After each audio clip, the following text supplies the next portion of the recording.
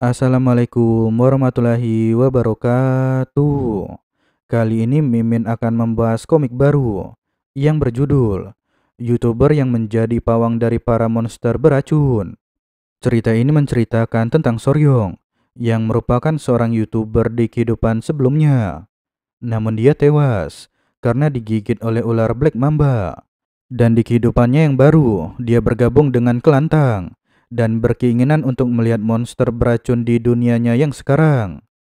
Komik ini bergenre action, fantasi, dan juga material arts. Dan tak perlu berlama-lama lagi, mari saja kita mulai ceritanya. Namun Hua yang panik mulai menenangkan dirinya. Ini bukan seperti yang kau pikirkan. Aku hanya ingin memeriksa denyut nadimu. Kurasa karena aku tiba-tiba meminta kau mengulurkan tangan, jadi kau salah paham. Soryong juga panik. Dia memberitahu bahwa tidak menyadari hal itu. Namun Hua duduk di dekatnya. Pertama aku minta maaf. Tiba-tiba muncul dan bersikap kasar. Kau masih muda, tapi sepertinya kau juga orang yang cukup pemikir. Jadi aku akan jelaskan apa yang sebenarnya terjadi. Yang ku dengar setelahnya terdengar seperti podcast dari abad pertengahan. Sebagai satu-satunya keluarga langsung, dia terus menghadapi rencana licik dari para keluarga cabang. Jadi untuk memastikan kelanjutan garis keturunan, ketua berencana untuk membawa masuk menantu yang berbakat. Jika aku bergabung, mereka juga mempertimbangkan bagaimana posisiku dalam keluarga akan berubah. Soryong, aku ingin meminta maaf terlebih dahulu, tapi ada sesuatu yang perlu ku pastikan. Bahkan jika situasi tidak berjalan dengan lancar, aku tidak akan memperlakukanmu dengan buruk. Kau penyelamatku, jadi tentu kami akan memperlakukanmu sebagai seorang tamu. Tidak, bagaimana jika menjadi saudara tersumpah? Namun Soryong mengulurkan tangannya. Nona Hua, aku paham maksudmu, jadi silakan periksa apapun yang perlu kau pastikan. Sejenak Hua terdiam, namun setelah itu dia meraih tangan pria itu dan memeriksanya. Seni bela diri Kelantang bukan sesuatu yang bisa dipelajari sembarang orang. Beberapa bisa menerima toksin dalam tubuh mereka dan teknik master klan, sementara yang lainnya tidak. Itulah sebabnya teknik racun klan memerlukan seseorang untuk terus beradaptasi pada racun seiring internal energi mereka berkembang. Dan ada beberapa tingkatan, dimulai dari 5 poison, 10 poison, 100 poison, 1000 poison, dan yang paling puncak adalah 10,000 poison. Tapi untungnya tubuhmu bisa mempelajari teknik racun. Tapi ini adalah 10 poison body, artinya tubuhmu hanya bisa mengatasi 10 tipe toksin. Memang mengesankan memiliki 10 poison body, terutama untuk seseorang yang tidak terlahir di Kelantang. Tapi secara umum, kau hanya ada di level ahli bela diri first rate, kemampuan bela diri tertinggi yang bisa dicapai seseorang tanpa bakat bawaan. Setelah memeriksa langsung, Hua memberikan hormat dan dia izin pergi dari tempat itu. Namun di sisi lain, saat ini Soryong sangat terpukul. Namun yang ia khawatirkan, apakah dia tidak bisa menangkap Zen Niao? Karena bagi Soryong, itu adalah masalah yang sangat serius. Sekarang cerita berganti ke pemandian. Tidak peduli berapa kali Hua membilas tubuhnya, namun dia merasa ada yang aneh. Karena sejak menerima inner core blue spot centipede, sekarang tubuhnya mengeluarkan aroma yang aneh. Sekarang cerita berganti di ruangan Soryong. Di malam hari, anak ini benar-benar tertidur dengan sangat pulas. Namun sekarang cerita berganti di tempat yang berbeda. Di depan matanya, saat ini Hua sedang berterima kasih karena kebaikan yang telah ditunjukkan oleh Soryong. Ini mungkin terasa seperti mimpi, tapi ini bukanlah mimpi. Agar tidak mengejutkanmu, aku meminjam penampilan dari gadis itu yang mengonsumsi inner core-ku. Dan aku adalah ibu dari makhluk itu, Blue Spot Centipede. Setelah melihat ketiga anak kecil ini, Soryong menyadari jika mereka adalah anak-anak Blue Spot Centipede yang dia rawat. Dan setelah itu dia bertanya bagaimana ibu dari Blue muncul di hadapannya. Karena nama Blue Sport Centipede terlalu panjang, sekarang Mimin singkat dengan panggilan Blue. Blue memberitahu, aku dibunuh tanpa ampun dan meninggalkan anak-anakku sendirian. Dendamku mencapai langit dan jiwaku masih ada di dalam inner core. Saat mengutuk dari dalam tubuh gadis yang mengkonsumsi korku, kesempatan untuk balas dendam akhirnya telah muncul dan membuatku bisa berada di dalam mimpimu. Penyelamat, ini semua karena kau membawa anak-anakku bersamamu. Soryong merasa bersalah dan berkata di dalam hati, aku yang memberitahu lokasinya dan berakhir terlibat dalam insiden kematian Blue. Penyelamat, jika kau tidak keberatan, maukah kau menerima satu permintaanku? Namun tak ada keraguan, Soryong langsung menerimanya. Blue meminta tolong agar pria itu merawat anak-anaknya sampai mereka tumbuh sempurna. Namun Soryong juga bertanya, bukankah Lipan harusnya menjadi mandiri setelah mereka berganti kulit 2 kali dari tubuh induknya? Blue memberitahu, itu benar untuk makhluk yang lebih rendah, tapi kami berbeda. Hingga keturunan spesiesku melepas cangkangnya 2 kali, mereka masih bergantung pada ki yang mengalir dari inner core ki ibunya. Dan setelah itu, mereka terus tumbuh dengan memakan truki dari makhluk lain. Tunggu sebentar, karena Nona Hua yang mengonsumsi inner core, berarti mereka perlu terus berada di dekatnya. Tapi sebelum itu, aku ingin kau memahami keadaannya. Sebelumnya aku memberitahu, jika aku mengutuk gadis itu, karena inner core-ku, saat ini tubuh gadis itu mengeluarkan aroma yang busuk.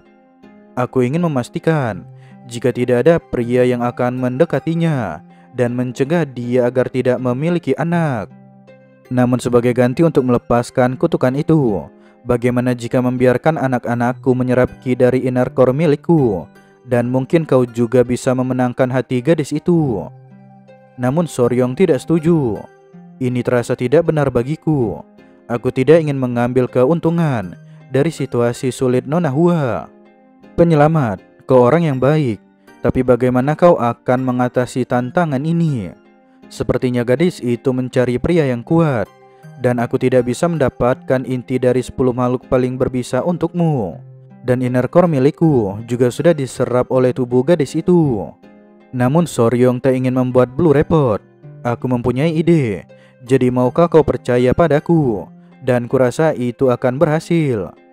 Sekarang cerita berganti ke esokan hari, dan Soryong menjelaskan semua situasi kepada Hua. Jadi begitu, aroma aneh ini karena inner core Blue Sport Centipede. Soryong memberitahu, jika kau ada di dekat para Lipan ini setiap beberapa hari dan membiarkan mereka menyerap ki, maka aromanya perlahan akan menghilang. Namun ada sesuatu yang mengganjal di hati Hua.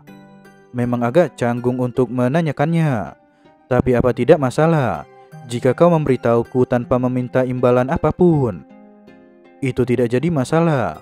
Aku tidak ingin mengambil keuntungan dari situasi sulitmu, karena aku menolak menjadi orang yang tidak tahu malu. Namun sejenak itu membuat Hua terdiam. Aku tidak akan begitu saja menerima kebaikanmu tanpa menawarkan sesuatu sebagai gantinya. Aku akan memikirkan perkataan ayahku dengan serius. Saudara Soryong, melihatmu membuatku tersadar bahwa ada hal yang lebih penting dari bakat dan juga kemampuan bela diri. Soryong tersipu malu. Aku juga memikirkan sesuatu soal itu. Kau bilang aku memiliki 10 poison body dan hanya bisa menyerap 10 tipe toksin. Jadi aku punya sebuah ide, bagaimana mengisi 10 tempat kosong itu dengan toksin dari 10 makhluk paling berbisa di benua. Mendengar pernyataan ini, itu membuat Hua tersipu malu. Dia berpikir, jika Soryong ingin menjadi yang terkuat demi dirinya. Bagi salah satu dari 3 murim, ini adalah kali pertama seorang pria membuat pernyataan seberani itu padanya. Dan seketika, Hua tersipu malu dan mulai jatuh cinta pada Soryong. Tunggu, apa kau paham maksud dari apa yang barusan kau katakan? Namun dengan muka polosnya, Soryong hanya mengatakan tidak. Jalan itu sangat sulit, mungkin akan perlu 10 atau 20 tahun. Tidak, mungkin perlu usaha seumur hidup untuk menaklukkan tantangan seperti itu. Dan setelahnya, Hua yang sangat malu menutup wajahnya, dan mukanya pun mulai memerah seperti sebuah tomat. Soryong, aku diberitahu jika kau masih berumur 15 tahun. Dalam waktu 3 tahun, saat kau sudah mencapai usia yang siap untuk menikah, jika kau berhasil mengatasi 1 dari 10 makhluk paling berbisa, kurasa aku akan memikirkannya. Jadi jika kau berhasil, pasti akan ada kemungkinan untuk pernikahan. Bagaimanapun juga, aku akan mendukungmu. Setelah sangat malu mengatakan hal seperti itu, Hua yang mukanya sudah sangat memerah, dia pun lari meninggalkan Soryong. Namun Soryong bingung dengan tingkah laku dari wanita itu. Nona Hua, bukankah kau harus diobati? Kenapa kau tidak datang kemari dan menghabiskan sedikit waktu di sini? Hua yang tidak bisa menolak, pada akhirnya dia duduk kembali bersama dengan Soryong. Kau tidak perlu khawatir, mereka sama sekali tidak pernah menggigit. Anak-anak, jangan terus menempel pada ayah, dan pergilah temui ibu kalian. Dianggap seperti orang tua dari ketiga anak-anak kelabang itu, Hua menjadi malu dan mulai salah tingkah. Dan sekarang cerita berganti di ruang Cheolsan. Bakat hebat dari anak muda itu sepertinya tidak cukup untuk memikat hati putri kita. Namun Museong bertanya, apakah melihat anak-anak itu pagi ini? Karena sepertinya ada sesuatu di antara mereka. Namun menantu memberitahu, sepertinya anak muda itu sudah ditolak oleh Hua. Memaksa pernikahan pada mereka memang bukan hal bagus. Lebih baik mereka mengembangkan perasaan secara natural. Namun menantu memberikan sebuah saran agar bisa menghabiskan lebih banyak waktu berdua. Bagaimana jika membiarkan Hua untuk mengurus latihan bela diri anak muda itu? Namun di tengah-tengah pembicaraan mereka, saat ini Hua tepat berada di luar ruangan. Sembari memanggil ayahnya, dia meminta izin untuk masuk ke dalam ruangan. Namun ketika dia sudah di dalam ruangan, wanita ini terkejut karena semua anggota keluarga sedang berkumpul di sana. Ayah, aku datang karena ada sesuatu yang ingin aku katakan. Aku akan melakukannya sesuai dengan yang ayah katakan. Namun tentu itu membuat Cheolsan bingung. Tunggu dulu, apa yang kau maksud? Memangnya apa yang ku katakan? Namun ibunya bertanya, apakah anak muda itu mulai membuat Hua tertarik? Dan tak perlu mendengar jawaban apapun. Melihat dari muka anak mereka yang memerah, semua orang yang ada di ruangan sudah mengetahui jawabannya. Sebenarnya apa yang terjadi? Sebelumnya ayah pikir kau tidak menyukainya. Hua menjawab dengan muka yang memerah. Soryong, dia mengatakan jika akan menjadi yang terbaik di dunia demi untukku. Cheolsan dengan perkembangan hubungan mereka berdua dan meminta anaknya untuk menjelaskan lebih banyak lagi. Meski bakatnya hanya ada di level 10 Potion Body, tapi dia berjanji akan mengisi kekurangannya dengan menaklukkan 10 makhluk paling beracun. Meski hatiku bersedia, tapi aku bilang padanya bahwa aku hanya akan menyetujui pernikahan jika dia bisa menangkap salah satu dari 10 makhluk beracun sebelum memasuki usia pernikahan. Aku ingin tahu apa dia memahami responku. Namun ketika ibunya memberitahu jika pria biasanya tidak terlalu peka, namun Hua langsung berencana untuk menjelaskan dengan lebih rinci kepada Soryong. Namun ibunya sama sekali tidak setuju jika anak muda itu tidak memahami bahwa mereka sudah memberikan persetujuan. Bukankah anak muda itu nantinya akan berusaha lebih keras? Museong menjelaskan idenya. Mulai dari sekarang, perlakukan dia sebagai calon menantu, tapi kita akan bersikap seolah belum memutuskannya. Dengan cara ini, dia secara natural akan menjadi bagian dari keluarga. Dan sekarang cerita berganti di tempat yang berbeda. Sungguh luar biasa, kau sudah memenangkan hati wanita itu. Kurasa hari ini akan menjadi hari terakhirku. Balas dendamku sudah selesai, jadi jiwaku akan naik ke alam selanjutnya. Tapi sebelum itu, apa ada sesuatu yang bisa aku lakukan untukmu? Jika memang ada, aku akan melakukan apapun yang kau minta. Namun dengan sedikit malu Soryong memberitahu jika dia ingin melihat tubuh Blue. Berpikir jika anak itu masihlah seorang pria, Blue tak ingin menolak. dan berusaha untuk memenuhi keinginannya. Namun saat dia menarik lembar pakaiannya, disitulah Soryong kebingungan. Tunggu dulu, kenapa kau harus melepaskan pakaianmu? Sadar jika Blue salah mengartikan perkataannya, Soryong pun langsung meluruskan hal itu. Dan dia memberitahu jika dia ingin melihat wujud Blue Spot Centipede. Setelah tertawa kecil karena kesalahpahaman yang dia perbuat, secara tiba-tiba sebuah asap yang tebal mulai muncul, beriringan dengan tubuh makhluk yang panjang, serta memiliki banyak kaki. Namun Soryong yang tergila-gila dengan makhluk beracun, dia meminta izin untuk menyentuh tubuh Blue. Meski belum mendapatkan jawaban, tapi dia malah sudah menyentuhnya. Dengan rasa ingin tahu yang menggebu-gebu, pria ini juga meminta izin untuk menyentuh kaki Blue. Boleh aku menanyakan sesuatu? Sekuat apa racunmu dan matamu? Apa kau melihat dengan mata atau dengan antenamu? Dan tolong izinkan aku untuk menyentuh taringmu, meski hanya sekali saja. Namun Blue ragu akan hal itu, karena bisa saja dapat membahayakan nyawa Soryong. Melihat sikap Soryong yang berubah secara drastis, itu membuat Blue bertanya-tanya, apakah nanti anaknya akan baik-baik saja? Karena sentuhan dari pria itu sungguh terasa begitu sangat tidak biasa. Dan cerita pun berakhir. Terima kasih atas perhatian kalian semua. Wassalamualaikum warahmatullahi wabarakatuh.